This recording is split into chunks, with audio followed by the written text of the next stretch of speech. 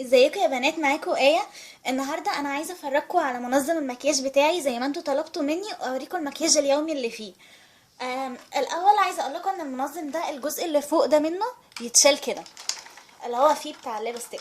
انا طبعا هفصل جزء جزء عشان افرجكم على كل حاجة فيه. تمام. اول حاجة هنا فوق عندي بحط الروجات والفاونديشن والبيبي كريم والبرايمر. اول حاجة عندي الروج ده من اسنس درجة واحد. ده شكله. تاني حاجة عندي برايم الليبستيك ده من إلف. ده شكل درجته. أنا بحب يوميا يعني الصبح أستخدم ألوان فاتحة، بالليل بقى بغمقهم. ده شكل الدرجة دي. بعد كده عندي الشمر من إلف. بعد كده حاطة الليبستيك ده من تايوان. تمام، هو ملهوش اسم ولا أي حاجة، وكان جايلي عمته كانت جايبهولي من السعودية. ده شكله بس حلو جدا بقى. بصوا الدرجة بتاعته حلوة قوي، وكمان ثابت جدا ومرطب قوي للشفايف. وفي الليبستيك من ساندي. ده فاقع شوية فبحب استخدمه بالليل، بس هو ثابته حلو قوي. بصوا لونه قوي جدا يعني. بعد كده عندي الروج ده مش ماركة. على فكرة هتلاقوا في أرواج عندي مش ماركة، أنا بجيبهم ليه؟ علشان أنا بحب لو في مثلا درجة روج جديدة مثلا زي الموف أو كده، دي أنا مش هستخدمها دايما. فبجيب روج مثلا مش ماركة بحيث إن أنا استخدمه مرة وخلاص، يعني مش هيأثر جامد على شفايفي. في ده.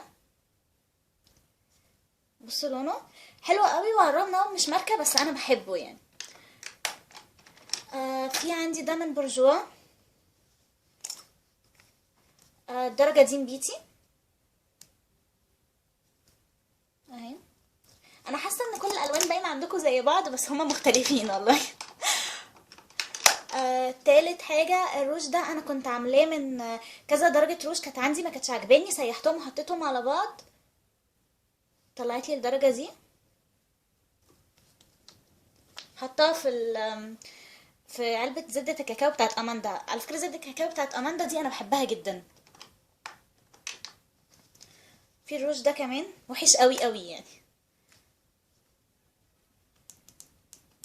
بصوا درجته وحشة جدا، مش حلوة عليا. وفي كمان الروج ده ريد من ماي واي، ما بقاش بينزل دلوقتي بس هو عندي بقاله فترة يعني. بصوا الدرجة بتاعته موف اهي.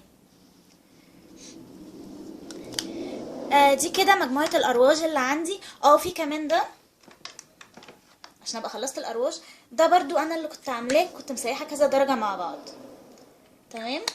كده دي كل الأرواج اللي عندي اللي بستخدمها يوميا. في انواع بقى أرواج تانية بتبقى اتقل من كده مش حطاها هنا. تاني حاجة الماسكارا اللي بستخدمها يوميا عندي النوعين دول. دي من زوان، ودي من ايفون سبكترا ليش. دي دراماتيك قوي فما بحبش استخدمها يوميا، لكن دي بحب استخدمها قوي يوميا. ودي تاني مرة اكرر الاتنين يعني. بعد كده حاطه الكحل اللي انا دايما بستخدمه بتاع فلورمار. انا كنت متكلمه عنه في فيديو مشترياتي من فلورمار، بس كنت قلت ان هو سعره 20 جنيه. انا كنت قلت السعر غلط، هو سعره 40 او 45 جنيه. بصوا سويته ازاي فاهم. عايزه الاول اوريكم فرشه الماسكارا دي. بصوا عامله ازاي، سيليكون كده وبتطول قوي فحلوه جدا يعني. هو غالبا الفيديو ده هيبقى طويل شويه، فانا هقسمه لكم على جزئين يعني، عشان عايزه اتكلم عن كل منتج مش افرجكم بس. في بقى الفاونديشن ده فيت مي من ميبلين مات. ده مفروض للبشره الدهنيه، حلو قوي قوي صيف وشتاء. في الشتاء بحب ادمجه بكريم مرطب او كده علشان ما يبقاش مات قوي. بس هو حلو قوي قوي قوي وثابت جدا، وسعره تقريبا كان 100 او 110. بشتريه اونلاين. وعندي البيبي كريم ده من غارنيه. ده المفروض للبشره الجافه. انا بشرتي مختلطه فطبعا ما نفعش معايا، بس بدمجه بقى بالفاونديشن بتاع فيت مي علشان اعرف استخدمه. وفي ورا الكونسيلر ده من إلف. انا كنت اتكلمت في مشترياتي من إلف وقلت فيه ان هو بيقطع. انا لما استخدمته بسبونجة مبلولة ما بقاش بيقطع وبقى كويس يعني.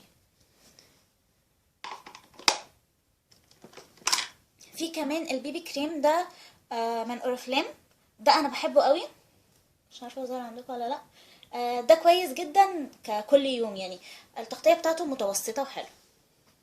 انا عامه ما بحبش استخدم فاونديشن او كده فول كفرج. تاني حاجه حاطه هنا الاسبونج دي، علشان دي بستخدمها مبلوله، كنت جايباها برضو من اوريفليم، حلوه قوي عشان بصوا من هنا رفيعه ومن ورا تخينه، فبحب استخدمها. فبحطها هنا كده عشان ما اشيلهاش في الدرج وتكمكم، بحب اسيبها كده تنشف بره. وفي علبه جونسون دي انا حاطه اللي هو نيفيا افتر شيفنج بالم.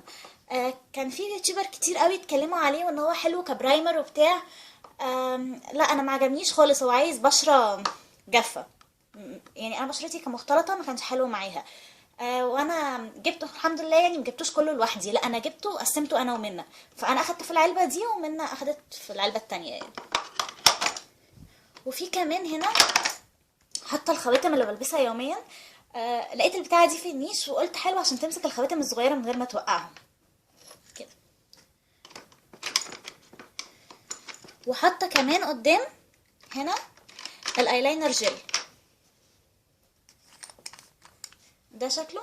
الايلاينر جل ده مش ماركه، بس كنت عايزه اجرب اشوف هعرف ارسم بالايلاينر جل ولا لا، وعرفت ارسم بيه فهجيب واحد ماركه يعني، ان شاء الله هبقى اقول لكم عليه يعني، اعمل لكم ريفيو عنه. كده خلصت الجزء اللي فوق.